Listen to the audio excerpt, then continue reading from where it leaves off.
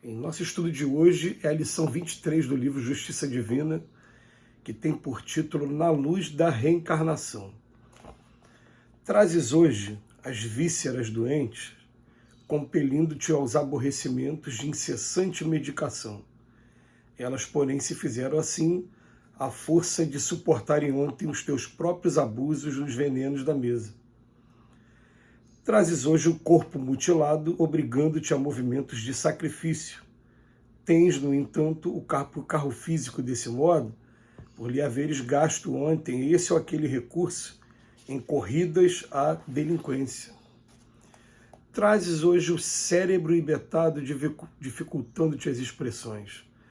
Mas isso acontece porque ontem mergulhavas a própria cabeça em clima de trevas. Trazes hoje a carência material por sentinela de cada dia, contudo ontem atolavas o coração no supérfluo, articulado com o pranto dos infelizes. Trazes hoje na própria casa a presença de certos familiares que te acompanham à feição de verdugos. Entretanto, são eles credores de ontem que surgem no tempo pedindo contas. Todos somos capazes de fazer o melhor porquanto, pelas tentações e provas de hoje, podemos avaliar o ponto de trabalho em que a vida nos impele a sanar os erros do passado, clareando o futuro. Perfeição é a meta, reencarnação é o caminho, e toda falha na direção de obra perfeita exige naturalmente corrigenda e recomeço. O texto de hoje vem falar dos objetivos da reencarnação em um mundo como o nosso, que é um mundo de expiações e provas. Conceito de expiação, consequências à violação da lei de Deus. A grande maioria de nós aqui, a gente viola as leis de Deus e vai sofrendo por conta dentro da lei de ação e reação, que é uma lei que ninguém consegue escapar. A semeadura é livre, mas a colheita é obrigatória, e o próprio Cristo asseverou que enquanto o último tio, o último iota não for cumprido, a gente não passa, essa geração não passa. Então, o Emmanuel vem trazer alguns elementos hoje, alguns questionamentos que a gente faz hoje, com relação às dificuldades que a gente passa aqui na vida na Terra. Em primeiro lugar, tanto no primeiro parágrafo como no segundo, ele fala das vísceras doentes, que te leva o tempo todo a ter que tomar o remédio. Ele fala que foi consequência dos abusos de veneno da mesa, gula, no passado. E o outro, ele vem falar do corpo mutilado. A doença está interna, outro, a doença está externa. Ele fala, esse também é por haveres gasto ontem esse ou aquele recurso em corridas à delinquência. A gente tem no capítulo 8 do Evangelho segundo o Espiritismo, um último texto desse capítulo, quando fala bem-aventurado os que têm os olhos fechados, vem aquele questionamento antigo, quando uma pessoa já nasce cega, quando uma pessoa nasce com uma deformidade qualquer, a pergunta que é feita, primeiro como é feito lá, até no Evangelho mesmo, vem cá, ele está sendo culpado de quê? Já que nessa encarnação, nessa vida, a gente não lembra, ele também não lembra de ter feito nada que desse motivo a isso. Será que é por conta do pecado dos pais? É feita essa pergunta lá no Evangelho. A resposta que os Espíritos dão para a gente hoje, não, ninguém é culpado pelo pecado de pai, coisa nenhuma. A responsabilidade ela é individual. Mas nós temos um corpo físico hoje e temos também um corpo espiritual. E normalmente esse corpo físico está subordinado às condições do meu corpo espiritual. O corpo espiritual que Paulo de Tarso fala tão bem na segunda carta aos Coríntios. Então ele vem dizer o seguinte, que as mutilações que a gente vai provocando aqui no nosso próprio corpo, de maneira direta ou de maneira indireta, vamos colocar aqui, de maneira direta quando eu quero, através do suicídio, das autolesões, enfim. Ou quando eu não quero, mas estou me deixando vencer pelas minhas paixões. Tenho que parar de comer o doce, não consigo, estou diabético, continuo comendo. Tenho que parar de fumar, estou tuberculoso, mas não consigo parar de fumar. Está sendo indireto, eu não queria, está sendo mais forte do que eu. Eu estou lesionando o meu corpo espiritual.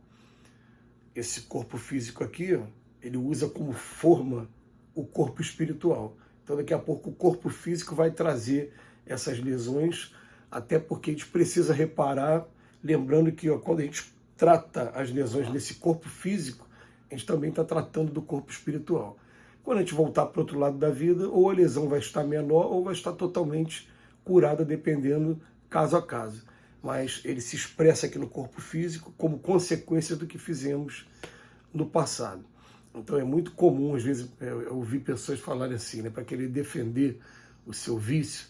Ah, minha mãe, minha avó era da roça, fumou até os 90 anos e nunca aconteceu nada com ela. Vamos ver como é que vai ser o pulmão dela na próxima encarnação. Ah, bebeu muito e nunca teve problema. Vamos ver como é que vai ser o fígado dela na próxima encarnação. Vamos ver qual foi o grau de lesão que ele promoveu, ou no pulmão, ou no fígado, dentro desses dois exemplos que eu trouxe. Mas tem sempre uma razão, e essa razão vai estar nas experiências passadas que a gente teve.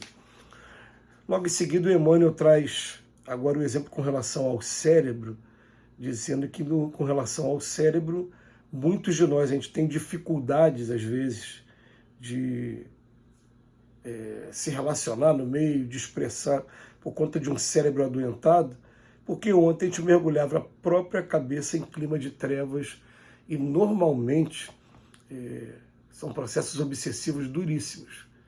Né? Muitas perseguições acontecendo e a pessoa ela quer fugir do plano espiritual daquele estado em que se encontra e acaba buscando aqui na Terra um cérebro que não vai registrar de maneira imediata os ataques que recebe.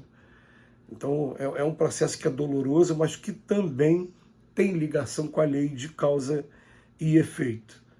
Por isso que a gente vai ouvir, né, principalmente quando a gente vai estudar o Livro dos Espíritos, que vai falar sobre a deficiência mental, que na época era chamada de idiotia, loucura.